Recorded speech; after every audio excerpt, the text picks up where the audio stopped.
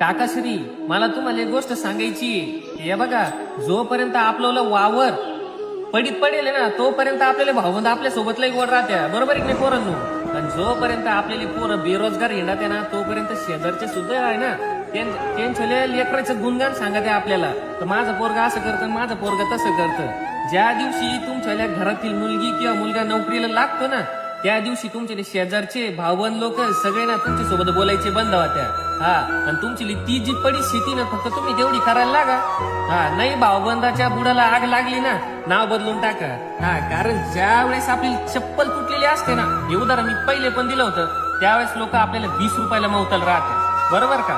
ज्या वेळेस ना आपण ना आपल्याला घरातले म्हणा किंवा तुमचा पोरगा म्हणा किंवा तुमची मुलगी म्हणा अशी सक्सेस होती, नोकरी पाण्याला लागती ना, त्यावेळेस आहे ना हे आपल्याला जे जवळचे राहते ना जवळचे तेच आहे ना आपल्या सोबत ना बोलते होऊन जात्या. ही सत्य परिस्थिती. म्हणून जळणारे लांबचे नसतात, जवळचेच राहतात. ही रिअल परिस्थिती.